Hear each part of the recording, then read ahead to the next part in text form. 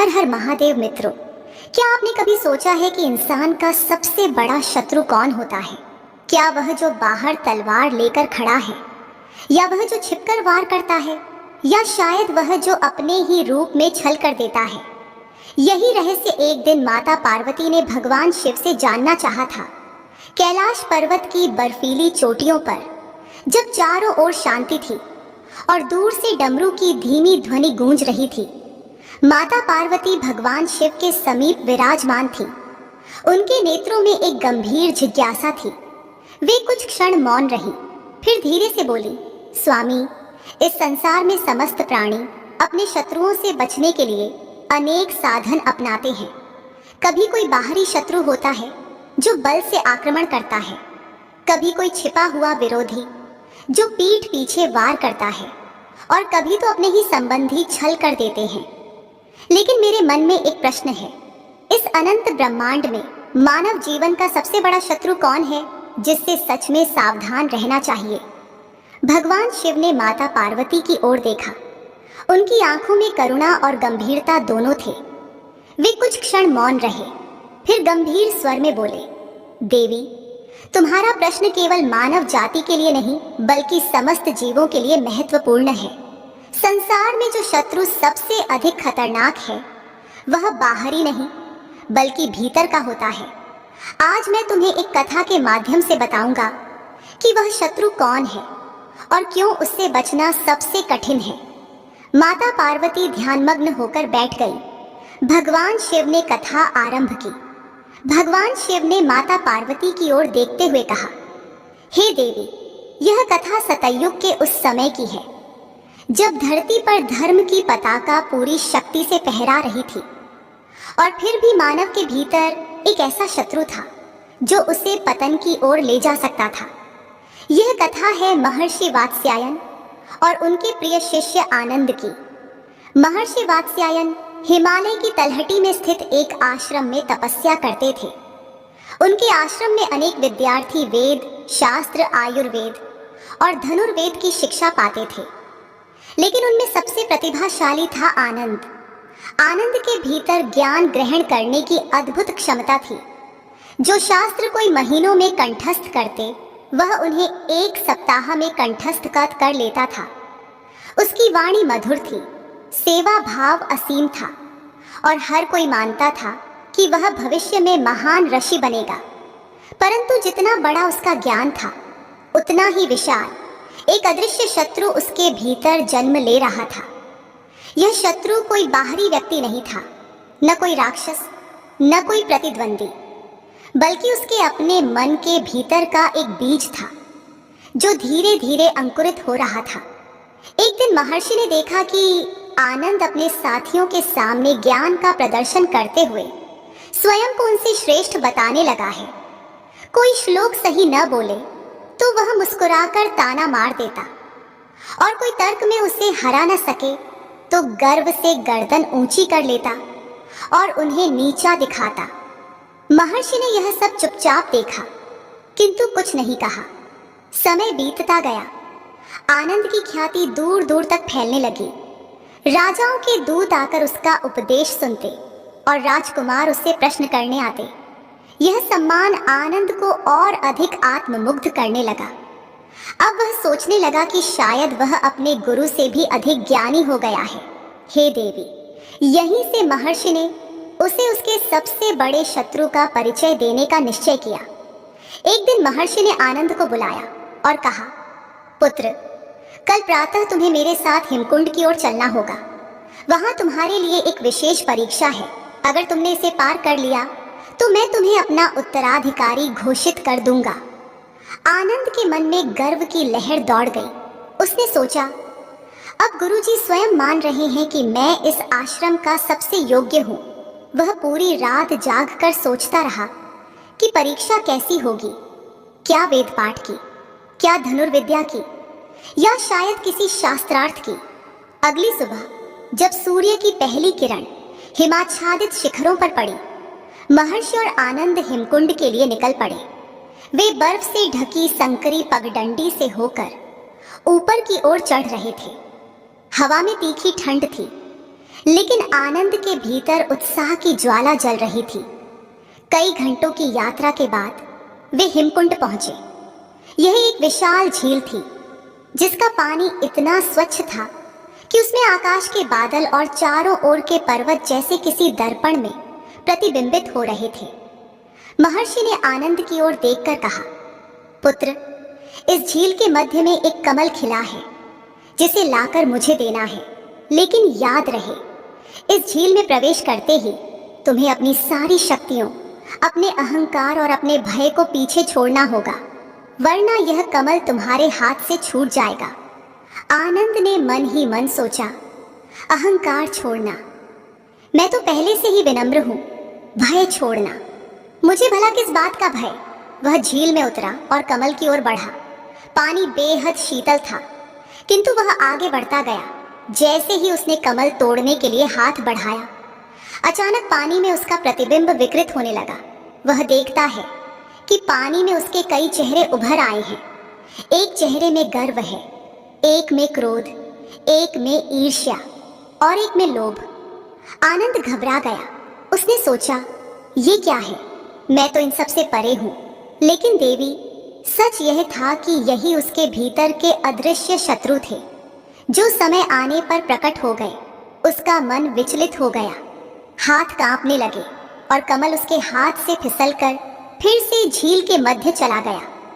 महर्षि ने आनंद को किनारे पर बुलाया और शांत स्वर में कहा, पुत्र, आज तुमने उस सबसे बड़े शत्रु की झलक देखी है जो हर मनुष्य को भीतर से खा जाता है। वह है अहंकार। यह बाहरी नहीं, आंतरिक शत्रु है। जब तक यह जीवित है, तुम्हारा ज्ञान, तुम्हारी शक्ति, तुम्हारी भक्ति सब व्यर्थ हो जाती है। माता पार्वती यह सुनकर गहन ध्यान में चली गई। उन्होंने पूछा, स्वामी, तो क्या अहंकार ही वह सबसे बड़ा शत्रु है जिससे बचना चाहिए? भगवान शिव ने मुस्कुराकर कहा, देवी, यह तो शुरुआत है। अहंकार कई और भी छिपे हुए शत्रुओं का जनक है। आगे की कथा में मैं तुम्हें बताऊंगा कि ये कैसे मनुष्य को पतन की ओर ले जाता है। भगवान शिव ने माता पार्वती की ओर देखते हुए गंभीर स्वर में कहा, देवी, जिस शत्रु को तुमने अभी सुना, अहंकार, वह अकेला नहीं है। यह भीतर का वह बीज है जिससे और भी 4 भयानक शत्रु जन्म लेते हैं। ये शत्रु अदृश्य होते हैं, लेकिन मनुष्य के जीवन को इस तरह जकड़ लेते हैं कि वह स्वयं को मुक्त समझते हुए भी बंधनों में फंसा रहता है। माता पार्वती ने जिज्ञासा से पूछा, स्वामी, वे 4 शत्रु कौन हैं? भगवान शिव ने कहा, वे हैं लोभ, क्रोध, ईर्ष्या और मोह। ये चारों अहंकार की संतान हैं। मैं तुम्हें एक पुरानी कथा के माध्यम से बताऊंगा कि किस प्रकार एक राजा अपने अहंकार के कारण इन चारों के वश में आकर अपने राज्य, अपने परिवार और अंततः अपने प्राण तक खो बैठा। सतयुग के समय एक विशाल राज्य पर राजा सुधान्वा का शासन था। वह बलशाली, विद्वान और वीर था। उसकी कीर्ति चारों दिशाओं में फैली हुई थी। लेकिन देवी, जितना वह शक्तिशाली था, उतना ही भीतर से वह अहंकार से भरा हुआ था। एक दिन दरबार में एक साधु आया। उसने राजा को प्रणाम करके कहा, राजन, आपके राज्य में प्रजा सुखी है, लेकिन आपकी आत्मा असंतोष में डूबी हुई है। यह असंतोष ही आपके भीतर के शत्रु को जन्म देगा। राजा हंस पड़ा और बोला, साधु, मुझे कौन सा शत्रु हरा सकता है? मैं तो इस धरती का सबसे शक्तिशाली हूँ। साधु ने उत्तर दिया, राजन, आपका सबसे बड़ा शत्रु आपके भीतर ही बैठा है, जो समय आने पर आपको अपने ही हाथों से पतन के मार्ग पर धकेल देगा। राजा ने साधु की बात को अपमान समझा और उसे दरबार से निकलवा दिया। यहीं से अहंकार ने अपना पहला शिष्य भेजा। कुछ महीनों बाद पड़ोसी राज्य का दूत आया और बोला कि उनके राज्य में एक पर्वत है जिसमें असंख्य रत्न और सोना छिपा है। राजा के मंत्रियों ने कहा कि वह पर्वत पवित्र है, वहां केवल साधु संत रहते हैं। धन की खोज वहां पाप है। लेकिन लोभ ने राजा के मन में फुसफुसाया, इतना धन होगा तो तुम्हारा साम्राज्य अजेय हो जाएगा। राजा ने सेना भेजकर पर्वत लूट लिया। इससे उसके राज्य का खजाना भर गया, लेकिन संतों का श्राप भी लगा। जिसने धर्म भूमि को लूटा उसका सुख न टिकेगा। यही लोभ था उसका पहला शत्रु। कुछ समय बाद एक दरबारी ने राजा के निर्णय पर सवाल उठाया। यह साधारण सलाह थी, लेकिन अहंकार के कारण राजा को यह अपमान लगा। क्रोध ने उसके मन में ज्वाला भड़का दी। उसने बिना सोचे उस दरबारी को मृत्युदंड दे दिया। यह अन्याय प्रजा के मन में डर और असंतोष का कारण बना। यही क्रोध उसका दूसरा शत्रु था। फिर एक दिन दरबार में एक राजकुमार आया, जो शौर्य और विद्या में राजा से कम नहीं था। प्रजा उसकी वीरता की चर्चा करने लगी। अहंकार को यह सहन न हुआ और ईर्ष्या ने फुसफुसाकर कहा, यदि यह जीवित रहा तो लोग तुम्हें भूलकर इसका गुणगान करेंगे। राजा ने चालाकी से उस राजकुमार को युद्ध में भेजा, जहां उसकी मृत्यु निश्चित थी। वह मारा गया, लेकिन इस कृत्य से राजा के मित्र राज्य शत्रु बन गए। यही ईर्ष्या उसका तीसरा शत्रु था। अंततः राजा वृद्धावस्था में पहुंचा। अब उसका मन अपनी रानियों और पुत्रों में इतना उलझ गया कि उसने राज्य की जिम्मेदारियां त्याग दी और सारा समय महल के सुखों में बिताने लगा। मोह ने उसे इतना जकड़ लिया कि उसने आने वाले युद्ध की आहट तक नहीं सुनी। एक दिन उसके शत्रु राज्यों ने मिलकर महल पर आक्रमण कर दिया। न सेना तैयार थी, न राजा। युद्ध बिना लड़े ही हार गया। राजा को बंदी बनाकर जंगल में फेंक दिया गया। वह भूख और प्यास से तड़पते हुए मर गया, लेकिन मृत्यु से पहले उसके कानों में वही साधु का वचन गूंज रहा था, आपका सबसे बड़ा शत्रु आपके भीतर है। यही मोह उसका चौथा शत्रु था। भगवान शिव ने कथा समाप्त करके कहा, देवी, अहंकार एक बीज है और लोभ, क्रोध, ईर्ष्या और मोह उसकी शाखाएं हैं। जब तक मनुष्य इस बीज को अपने भीतर से नहीं निकालता, तब तक वह चाहे जितना बलशाली या ज्ञानी हो, अंततः पतन उसका ही होता है। माता पार्वती ने गंभीर स्वर में कहा, स्वामी, तो क्या इन शत्रुओं से मुक्ति संभव है? भगवान शिव ने मुस्कुराकर कहा, हाँ, लेकिन इसके लिए एक विशेष साधना करनी होती है, जो मैं तुम्हें अगले प्रसंग में सुनाऊंगा। भगवान शिव ने माता पार्वती की ओर देखा और गंभीरता से बोले, देवी, भीतर के शत्रु से जीतना बाहरी युद्ध से कहीं कठिन है। बाहरी शत्रु को तुम देख सकती हो, उसके खिलाफ रणनीति बना सकती हो, लेकिन भीतर के शत्रु अदृश्य होते हैं। वे तुम्हारे विचार, तुम्हारी भावनाओं और तुम्हारे निर्णयों में छिप जाते हैं। इन्हें जीतने के लिए केवल बल नहीं, बल्कि जागरूकता, संयम और सतत साधना चाहिए। मैं तुम्हें एक ऐसी कथा सुनाता हूँ जिसमें एक साधारण युवक ने इन 5 शत्रुओं को हराकर योगी का पद पाया। गंगा तट पर एक छोटा सा गांव था। वहीं एक मछुआरे का पुत्र था, विरक्त। नाम भले ही विरक्त था, लेकिन उसका स्वभाव विपरीत था। वह बचपन से ही बहुत जिद्दी और अभिमानी था। अपनी ताकत पर गर्व करता और दूसरों को नीचा दिखाने में आनंद पाता।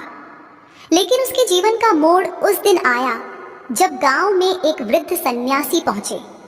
वह सन्यासी साधारण वस्त्रों में थे, पर उनके चेहरे पर अद्भुत शांति थी। वे गंगा किनारे बैठे ध्यान कर रहे थे। तभी कुछ शरारती युवक उन्हें तंग करने लगे। विरक्त भी वहां था और उसने भी हंसते हुए उनकी खिल्ली उड़ाई। लेकिन तभी सन्यासी ने अपनी आंखें खोली और सीधा विरक्त की ओर देखा। उनकी दृष्टि मने न क्रोध था न भय, बस गहरी करुणा थी। उन्होंने कहा, पुत्र, जो दूसरों को जीतने में लगा है वह सच्चा विजेता नहीं, सच्चा विजेता वह है जिसने स्वयं को जीत लिया। ये शब्द विरक्त के मन में तीर की तरह चुभ गए। उसने सन्यासी से पूछा, स्वयं को जीतने का अर्थ क्या है? सन्यासी ने उत्तर दिया, अपने भीतर के 5 शत्रुओं अहंकार, लोभ, क्रोध, ईर्ष्या और मोह को परास्त करना। यदि तुम इनसे जीत गए तो संसार में कोई तुम्हें हरा नहीं सकता। विरक्त ने उन्हें चुनौती दी, अगर मैं जीत जाऊं तो क्या होगा? सन्यासी मुस्कुराए, तब तुम न केवल इस जीवन में बल्कि अनेक जन्मों में मुक्त हो जाओगे। सन्यासी ने पहला अभ्यास दिया, मौन। उन्होंने कहा, 7 दिन तक बोलना नहीं है, केवल सुनना है। न अपनी प्रशंसा का उत्तर देना, न अपमान का प्रतिकार करना। शुरुआत में विरक्त के भीतर आग जलती रही। कोई उसे छोटा कहे तो वह तिलमिला उठता, पर बोल नहीं सकता था। यह उसके अहंकार के लिए सबसे बड़ा आघात था। 7वें दिन उसे लगा कि वह अब गुस्से से जल नहीं रहा, बल्कि शांत हो रहा है। अगला अभ्यास था, जो भी तुम्हारे पास है उसका आधा जरूरतमंद को दे दो। विरक्त के लिए यह असंभव सा था। उसे अपनी चीजों से बेहद लगाव था, लेकिन सन्यासी ने कहा, जो दे सकता है वह कभी खोने से नहीं डरता। कुछ ही दिनों में उसने पाया कि देने से उसके भीतर एक हल्कापन आ रहा है, मानो लोभ की जंजीर टूट रही हो। तीसरे अभ्यास में सन्यासी ने उसे रोज सुबह गंगा के ठंडे जल में डुबकी लगाने को कहा, चाहे मौसम कोई भी हो। जल की ठंडक तुम्हारे भीतर की ज्वाला को शांत करेगी, उन्होंने कहा। धीरे धीरे विरक्त ने देखा कि जो बातें पहले उसे भड़काती थीं, वे अब उसे प्रभावित नहीं करती। चौथे अभ्यास में सन्यासी ने उसे कहा, जिससे ईर्ष्या होती है उसकी सच्ची और खुलकर प्रशंसा करो। विरक्त के लिए यह सबसे कठिन था, लेकिन जब उसने सचमुच दूसरों की खूबियों को स्वीकारना शुरू किया तो पाया कि ईर्ष्या की जगह प्रेरणा आने लगी है। अंतिम अभ्यास में उसे अपने प्रियतम वस्त्र, आभूषण और यहाँ तक कि अपने परिवार से कुछ समय के लिए दूर रहना था। यह मोह की सबसे बड़ी परीक्षा थी। शुरुआत में वह तड़पा, लेकिन फिर समझा कि प्रेम और आसक्ति में अंतर है। मोह बंधन है, जबकि सच्चा प्रेम स्वतंत्रता देता है। 6 महीने बाद विरक्त के चेहरे पर वही शांति आ गई थी जो उसने सन्यासी के चेहरे पर देखी थी। वह भीतर से मुक्त था। सन्यासी ने आशीर्वाद देते हुए कहा, अब तुम अपने भीतर के 5 शत्रुओं को जीत चुके हो और यही सबसे बड़ी विजय है। भगवान शिव ने कथा समाप्त करते हुए माता पार्वती से कहा, देवी, इसीलिए मैं कहता हूं कि मनुष्य का सबसे बड़ा शत्रु बाहरी नहीं बल्कि आंतरिक होता है। जो स्वयं को जीत लेता है उसे कोई हरा नहीं सकता। माता पार्वती ने फोल्डेड हैंड्स के साथ कहा, स्वामी, यह साधना तो हर मनुष्य को करनी चाहिए। भगवान शिव ने उत्तर दिया, देवी, यह वही करेगा जो अपने भीतर के शत्रु को पहचान लेगा। भगवान शिव ने माता पार्वती की ओर देखते हुए कहा, देवी, ये मत समझो कि अहंकार और उसके 4 संतान, लोभ, क्रोध, ईर्ष्या और मोह, केवल मनुष्यों को गिराते हैं। ये शत्रु इतने सूक्ष्म और शक्तिशाली हैं कि यदि कोई देवता भी सावधान न रहे तो उसे भी पतन का सामना करना पड़ सकता है। मैं तुम्हें एक ऐसा प्रसंग सुनाता हूँ जो त्रेता युग में हुआ और जिसके बारे में कम ही लोग जानते हैं। त्रेता युग में जब स्वर्गलोक में इंद्र का शासन था, तब एक बार असुरों और देवताओं के बीच भयंकर युद्ध हुआ।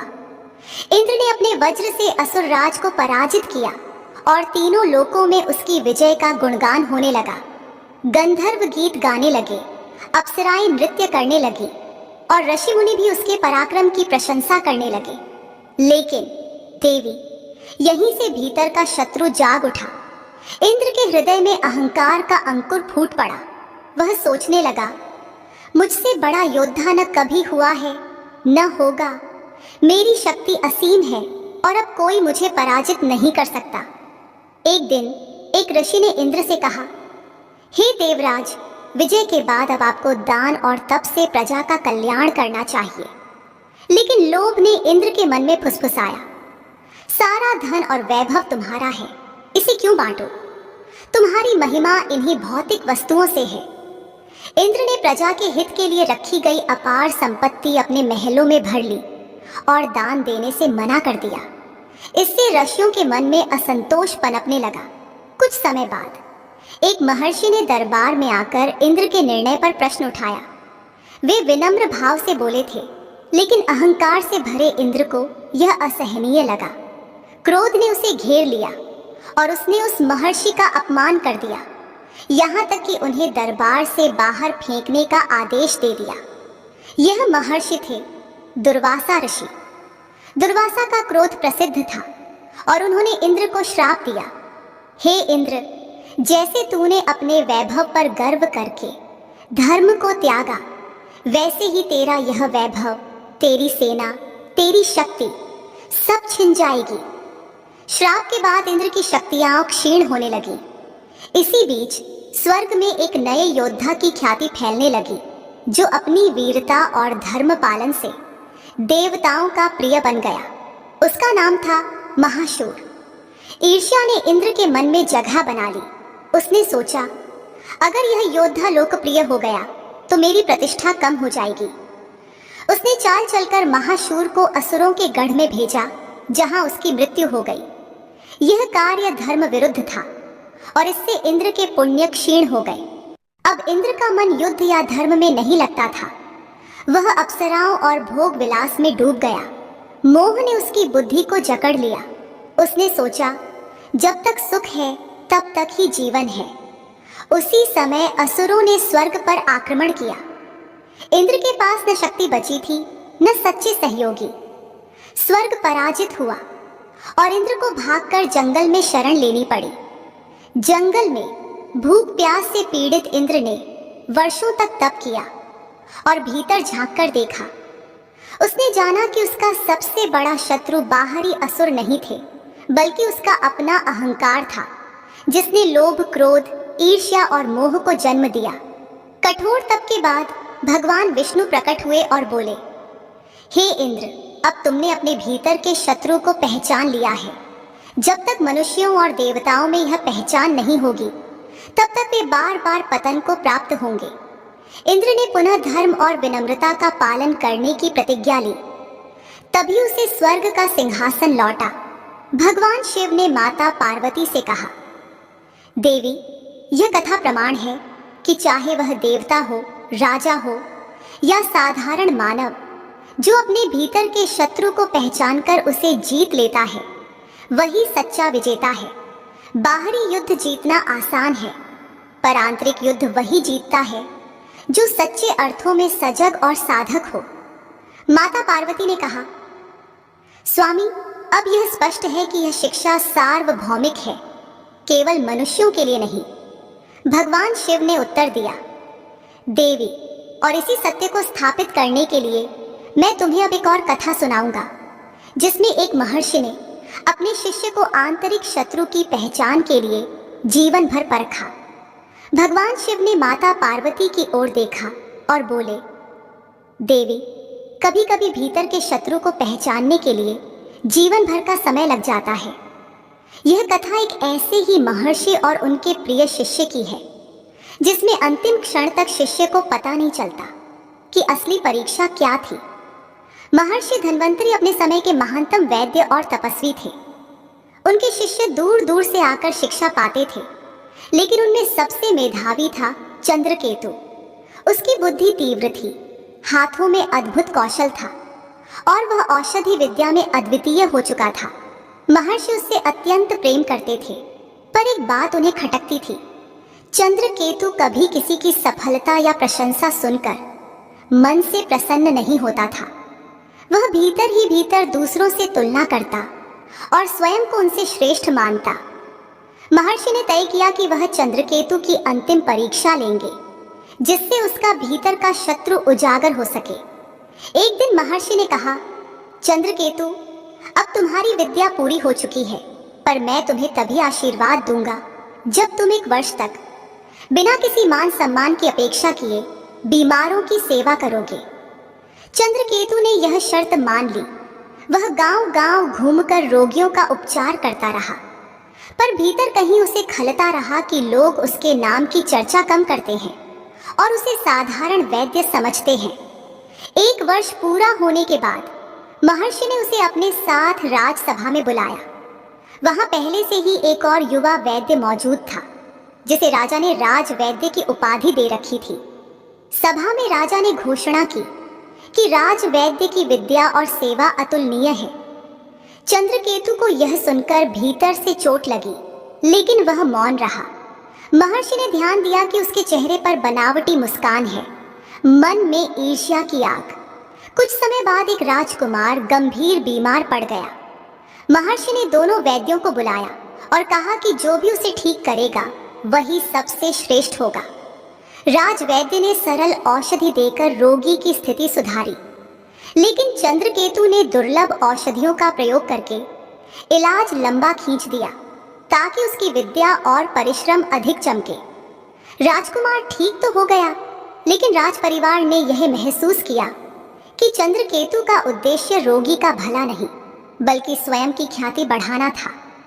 एक दिन महर्षि ने उसे बुलाया और शांत स्वर में कहा, पुत्र, तुम्हें लगता होगा कि यह वर्षों की सेवा, यह अपमान और यह प्रतिस्पर्धा तुम्हारी परीक्षा थी। नहीं, यह सब केवल तुम्हारे भीतर के शत्रु को उजागर करने का साधन था। तुम्हारा सबसे बड़ा शत्रु कोई बाहरी व्यक्ति नहीं बल्कि तुम्हारा अहंकार है।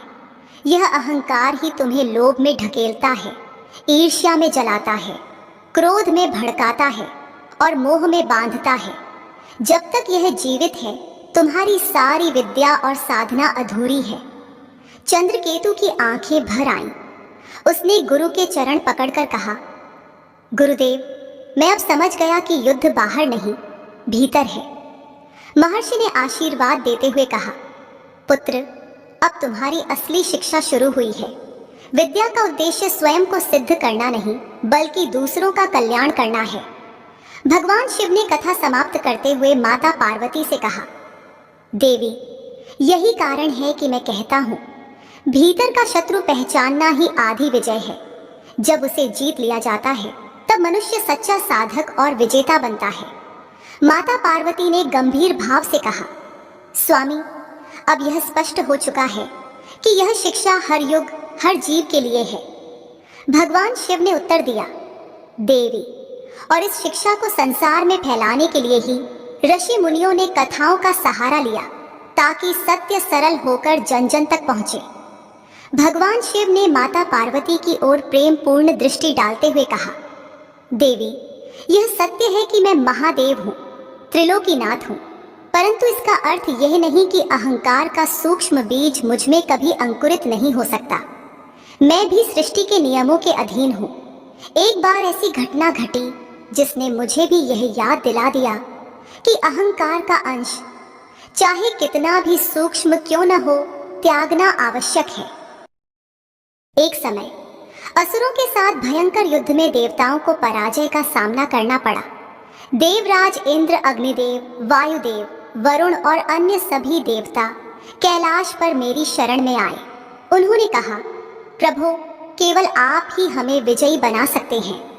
मैंने उनके आग्रह को स्वीकार किया और अपने त्रिशूल से असुरों का विनाश कर दिया। युद्ध समाप्त हुआ और देवताओं ने मेरे गुणगान में असंख्य स्तुतियां गाईं। देवताओं की भक्ति और स्तुति सुनकर देवी, मेरे मन में एक क्षण के लिए यह विचार आया, सृष्टि में ऐसा कौन है जो मुझसे अधिक शक्तिशाली है? यदि मैं न होता तो आज देवताओं का अस्तित्व ही समाप्त हो जाता। यह विचार बहुत क्षणिक था, लेकिन वह अहंकार का बीज था। उसी समय नारायण प्रकट हुए। वे मंद मंद मुस्कुराए और बोले, शंकर, क्या मैं आपको एक कथा सुना सकता हूँ? मैंने सहर्ष अनुमति दी। विष्णु बोले, एक बार समुद्र के किनारे एक लहर उठी। उसने सोचा कि वह समुद्र से अलग और श्रेष्ठ है क्योंकि उसकी ऊंचाई और चमक बाकी लहरों से अधिक है। लेकिन जब वह किनारे पहुंची तो टूटकर पुनः समुद्र में मिल गई। तब उसे समझ आया कि उसकी सारी शक्ति और अस्तित्व समुद्र से ही था। मैंने उनकी कथा सुनी और समझ गया कि वह लहर मैं ही हूँ और समुद्र वह अनंत ब्रह्म है जिससे सब उत्पन्न होते हैं। मेरी शक्ति भी उसी परम तत्व से है, न कि केवल मेरे व्यक्तिगत अस्तित्व से। मैंने उसी क्षण ध्यान लगाया और अपने भीतर उस सूक्ष्म अहंकार को खोजा जो प्रशंसा और स्तुति के क्षणों में जागा था। मैंने उसे पहचान कर त्याग दिया। फिर मैंने देवताओं को बुलाकर कहा, देवगण, स्मरण रहे कि किसी की भी विजय केवल उसके व्यक्तिगत बल से नहीं होती बल्कि समस्त सृष्टि की सम्मिलित ऊर्जा से होती है। यदि मैं अकेला भी हूँ तो भी ब्रह्म के बिना कुछ नहीं हूँ। माता पार्वती ने गंभीर स्वर में पूछा, स्वामी, तो क्या इसका अर्थ है कि अहंकार केवल अज्ञानियों में ही नहीं बल्कि ज्ञानी और शक्तिशाली में भी प्रवेश कर सकता है। भगवान शिव ने उत्तर दिया, हाँ देवी, यही इसकी सबसे बड़ी चाल है। यह चुपचाप सूक्ष्म रूप से प्रशंसा या विजय के क्षण में प्रवेश करता है, इसलिए सजग रहना अनिवार्य है। मैं स्वयं इसका उदाहरण हूँ, ताकि देव और मानव दोनों यह सीखें कि सजगता ही वास्तविक सुरक्षा है। देवी पार्वती ने फोल्डेड हैंड्स कर कहा, स्वामी, यह प्रसंग तो हृदय में गहराई तक उतर गया। इसका अर्थ है कि अहंकार से रक्षा के लिए केवल त्याग नहीं, बल्कि निरंतर जागरूकता भी आवश्यक है। भगवान शिव ने मुस्कुराकर कहा, देवी, यही साधना का सार है। भगवान शिव ने माता पार्वती की ओर देखा और बोले, देवी, अहंकार का सबसे खतरनाक रूप वह है जब मनुष्य यह मान ले कि उसने अहंकार को पूरी तरह जीत लिया है। यह स्थिति सबसे कठिन होती है, क्योंकि यहाँ अहंकार खुले रूप में नहीं, बल्कि विनम्रता और त्याग के आवरण में छुपकर जीव को और भी गहरे फंसा देता है। अब मैं तुम्हें राजा वसुंधर की कथा सुनाता हूँ। द्वापर युग में वसुंधर नाम का एक राजा था। वह न्यायप्रिय, दानी और विनम्र स्वभाव का था। उसका राज्य समृद्ध था और प्रजा सुखी थी। ऋषि मुनि, विद्वान, साधु संत सभी उसकी प्रशंसा करते थे। राजा को यह गर्व था कि वह कभी क्रोध नहीं करता, कभी लोभ नहीं करता और सबके साथ समान व्यवहार करता है। वह स्वयं कहता था, अहंकार मुझसे कोसों दूर है। एक दिन एक वृद्ध ऋषि दरबार में आए और बोले, राजन, मैं आपकी विनम्रता की परीक्षा लेना चाहता हूँ। राजा मुस्कुराया और बोला, ऋषिवर, आप निश्चिंत रहें, मेरे भीतर अहंकार नहीं है। आप जो चाहें परीक्षा लें। ऋषि ने कहा, अच्छा, तो 3 दिन तक आप दरबार में चुपचाप बैठें और कोई निर्णय न लें, चाहे कोई भी आए, आप मौन रहें। राजा ने यह शर्त मान ली। पहले दिन मंत्री और प्रजा राजा के मौन को देखकर कहने लगे, हमारे राजा कितने गंभीर और तपस्वी हैं। निस्संदेह यह ब्रह्म ज्ञान की अवस्था है। राजा ने यह सुनकर भीतर ही भीतर प्रसन्नता का अनुभव किया। एक हल्की सी मुस्कान उसके होठों पर आ गई। ऋषि ने देखा पर कुछ नहीं कहा। दूसरे दिन एक पड़ोसी राजा का दूत आया और खुले दरबार में बोला, हमारे राजा कहते हैं कि वसुंधरा केवल दिखावटी तपस्वी है जो निर्णय लेने से डरता है। यह सुनकर राजा का चेहरा तमतमा उठा, लेकिन वह मौन रहा। पर उसके मन में विचार आने लगे, मेरी प्रतिष्ठा को कैसे कोई इस तरह कलंकित कर सकता है। मैं तो सबसे श्रेष्ठ हूँ। ऋषि ने यह भी देखा पर अब भी मौन रहे। तीसरे दिन ऋषि ने राजा को अकेले बुलाया और पूछा, राजन, आपने अपने भीतर क्या देखा? राजा ने उत्तर दिया, ऋषिवर, मैंने क्रोध को दबा दिया, अपमान को सह लिया और प्रशंसा से विचलित नहीं हुआ। मैंने परीक्षा पास कर ली। ऋषि मुस्कुराए और बोले, नहीं राजन, तुम विफल हो गए।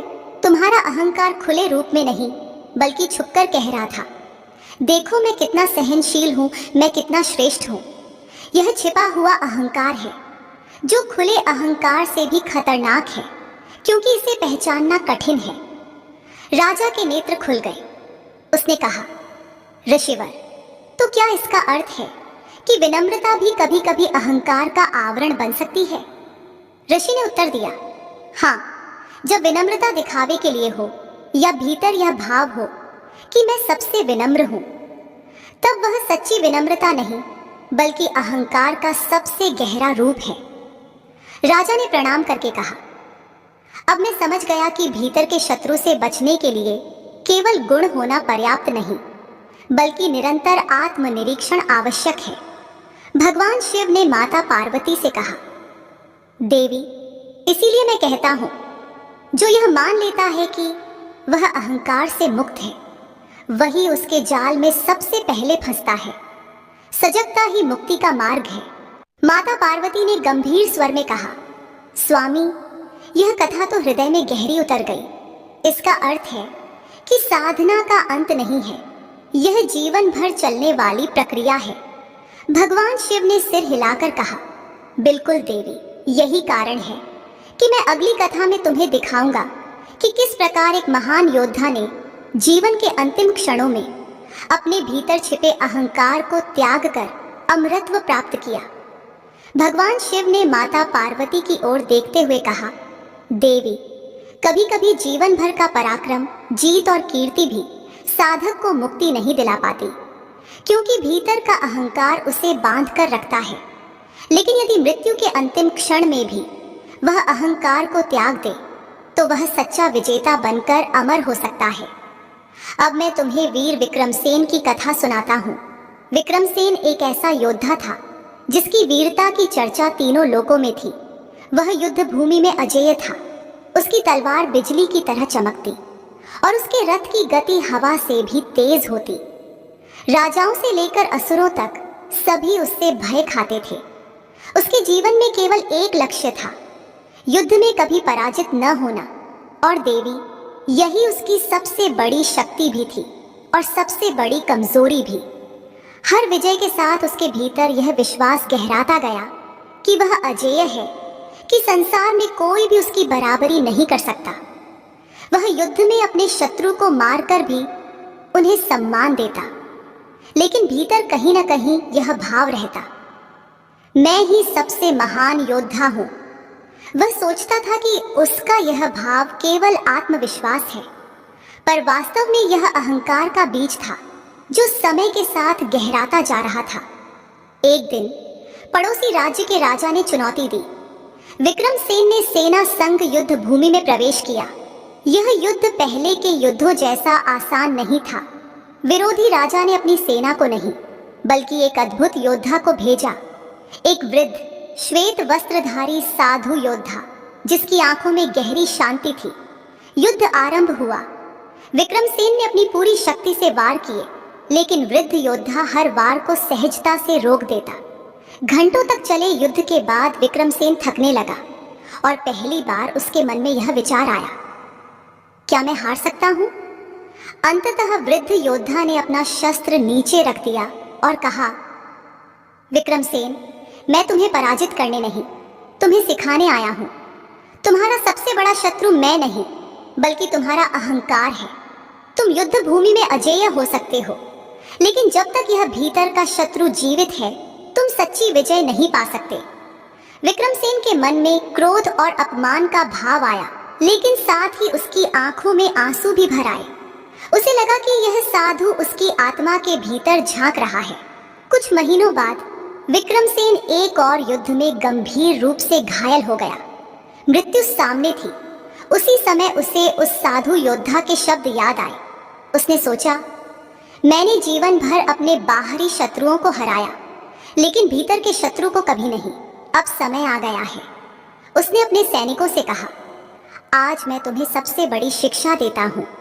अहंकार का त्याग ही सबसे बड़ी विजय है। मृत्यु से ठीक पहले उसने मन ही मन कहा, हे प्रभु, अब मैं अपने भीतर के शत्रु को त्याग रहा हूँ। मेरी सारी विजयें व्यर्थ हैं यदि मैं स्वयं को जीत न सकूं।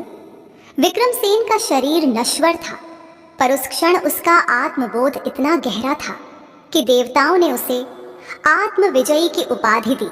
उसकी गाथा केवल योद्धा की नहीं, बल्कि उस साधक की बन गई जिसने मृत्यु के क्षण में भी स्वयं को जीत लिया। भगवान शिव ने माता पार्वती से कहा, देवी, यही है सच्ची विजय। मृत्यु भी उस साधक को नहीं बांध सकती जिसने अहंकार को त्याग दिया। उसका नाम अमर हो जाता है, क्योंकि वह बाहरी युद्धों का नहीं, आत्मयुद्ध का विजेता बनता है। माता पार्वती ने नम्रता से कहा, स्वामी, इस कथा ने यह स्पष्ट कर दिया कि विजय का अर्थ केवल बाहरी जीत नहीं, बल्कि भीतर के शत्रु को हराना है। भगवान शिव ने उत्तर दिया, देवी, और इस शिक्षा को मैं तुम्हें एक अंतिम महान कथा के साथ पूर्ण करूंगा, जिसमें एक साधारण चरवाहा अपने भीतर के शत्रु को हराकर देवताओं से भी ऊंचा स्थान प्राप्त करता है। भगवान शिव ने माता पार्वती की ओर कोमल दृष्टि डालते हुए कहा, देवी, अक्सर लोग सोचते हैं कि सबसे बड़े शत्रु को हराने के लिए महान शक्ति, विद्या या पद चाहिए, लेकिन मैं तुम्हें बताता हूं, यह केवल दृढ़ संकल्प और आत्म जागरण से संभव है। यह कथा है गौरी शंकर नाम के एक साधारण चरवाहे की, जो अपनी भेड़ों के साथ पहाड़ों में रहता था और जिसके पास न कोई धन था न कोई राजपाट, पर जिसने आत्मयुद्ध जीतकर अमरत्व पाया।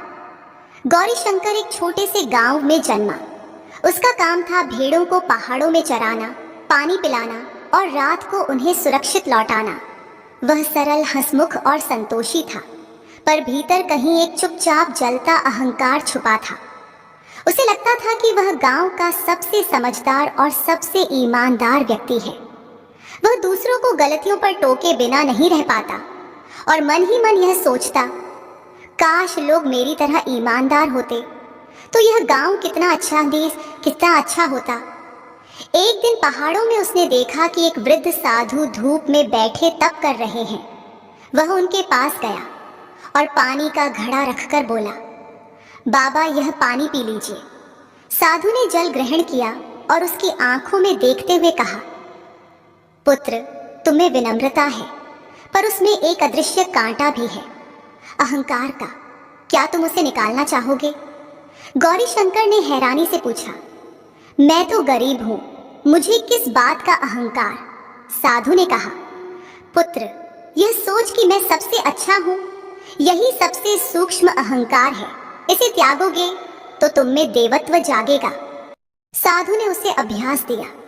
1 महीने तक तुम गांव में सबकी मदद करो, लेकिन किसी से धन्यवाद की अपेक्षा न करो, और यदि कोई तुम्हें गलत भी कहे तो भी मौन रहो। शुरुआत के कुछ दिन तो आसान लगे, लेकिन जल्द ही उसके भीतर बेचैनी बढ़ने लगी। जब किसी ने उसके अच्छे काम को नकारा तो उसे चुभन हुई। वह समझ गया कि यह चुभन ही उसका शत्रु है। एक दिन गांव में चोरी हुई और आरोप गौरी शंकर पर लगा। लोग चिल्लाने लगे, अपमान करने लगे। वह जानता था कि वह निर्दोष है, लेकिन साधु की शिक्षा याद करते हुए वह मौन रहा। कई दिन बाद असली चोर पकड़ा गया और सच सामने आ गया। गांव के लोग गौरी शंकर से माफी मांगने आए। वह केवल मुस्कुराकर बोला, आपने जो किया वह आपके अज्ञान से था, और मुझे जो सहना पड़ा उसने मुझे मेरे भीतर के शत्रु से मिला दिया। साधु ने यह सुनकर कहा, पुत्र, अब तुमने भीतर के शत्रु को हराया है। जो अपने अहंकार को जीत लेता है वह देवताओं से भी ऊंचा होता है, क्योंकि देवता भी कभी कभी अहंकार में आकर पतन को प्राप्त होते हैं। उस क्षण गौरी शंकर के भीतर अद्भुत शांति का प्रकाश फैल गया। वह गांव में ही रहकर सेवा करता रहा, लेकिन उसके मन में अब न किसी प्रकार की श्रेष्ठता का भाव था, न ही मान सम्मान की चाह। भगवान शिव ने माता पार्वती से कहा, देवी, यही है सबसे बड़ी विजय। बाहरी युद्ध न जीत पाना कोई हानि नहीं, लेकिन यदि भीतर का युद्ध हार गए तो सारी बाहरी जीतें व्यर्थ हैं। और यदि भीतर का युद्ध जीत लिया तो भले ही संसार तुम्हें साधारण समझे, तुम वास्तव में असाधारण हो। माता पार्वती ने हाथ जोड़कर कहा, स्वामी, आपने इस कथा श्रृंखला में जो सिखाया वह केवल एक शिक्षा नहीं, बल्कि जीवन का मार्ग है। मैं इसे अपने हृदय में धारण करूंगी। भगवान शिव ने मुस्कुराकर कहा, देवी, यही ज्ञान संसार तक पहुंचाना ही सच्ची साधना है। तो साथियों, भगवान शिव की यह अद्भुत कथा हमें यह गहरी शिक्षा देती है कि संसार में सबसे बड़ा शत्रु कोई बाहरी नहीं, बल्कि हमारे भीतर बैठा अहंकार है, जो लोभ, क्रोध, ईर्ष्या और मोह को जन्म देता है। बाहरी युद्ध में हारना जीतना जीवन का छोटा हिस्सा है, लेकिन अगर हम अपने भीतर के शत्रु को पहचान कर उसे जीत लें तो वही सच्ची विजय है। यह साधना केवल राजाओं, ऋषियों या देवताओं के लिए नहीं, बल्कि हर उस इंसान के लिए है जो जीवन में शांति, सम्मान और सच्ची स्वतंत्रता चाहता है। यदि आपको यह कथा श्रृंखला पसंद आई हो तो इसे अधिक से अधिक लोगों तक पहुंचाएं, ताकि यह संदेश हर हृदय में बस जाए। सच्चा योद्धा वह है जो स्वयं को जीत ले। हर हर महादेव।